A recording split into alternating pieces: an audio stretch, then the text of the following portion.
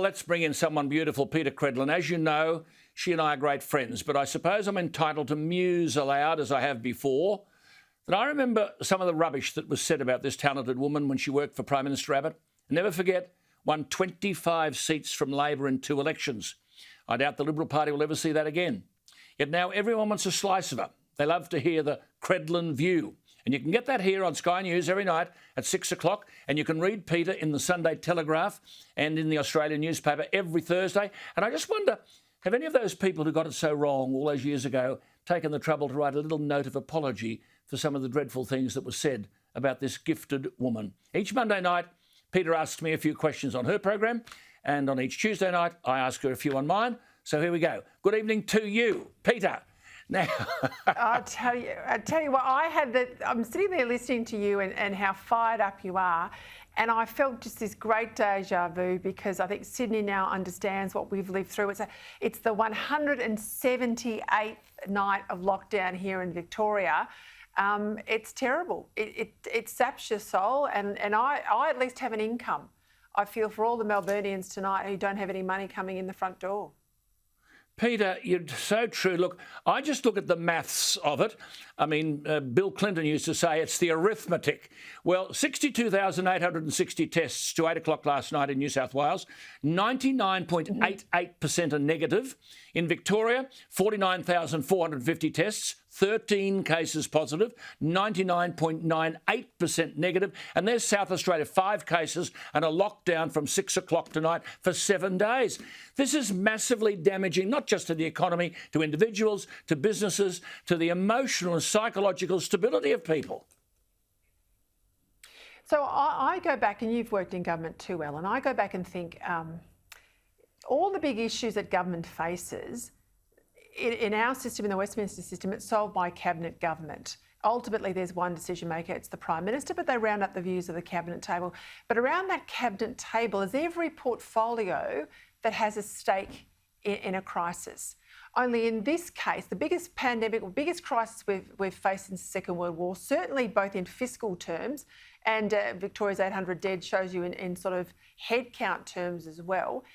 Here we have decisions made by an individual, which is the health officer. It's not made by the premiers, it's the health officer who has all the say.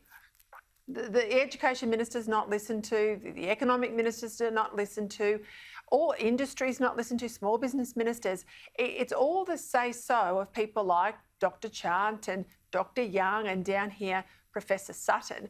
All of these people, as we know, unelected, but I can't understand why the premiers and in particular the Prime Minister aren't weighting the views of all these other portfolios. We do when we go to war. We do when we do a budget. We do when any other big issue faces our country. There is a weighting, not equal, but there is a weighting of all of these things. What about all the cancers that are going undetected? What about the mental health we're seeing with young children? What about all of these other calamities? They don't matter.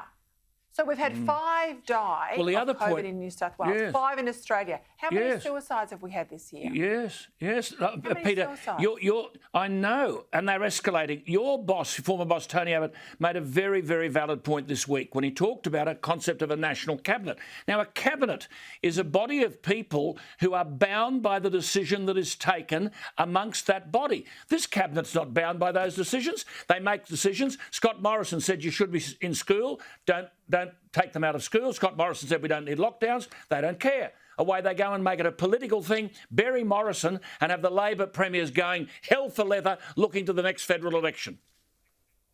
It's solidarity. Cabinet solidarity is the principle of cabinet because everyone's there with a united purpose. These guys, they say whatever they like inside the room for the photograph. They walk outside, they do whatever they like. I mean, the Prime Minister only said a month or so ago that lockdowns are a last resort. Well, we've got more than half of Australia locked down tonight.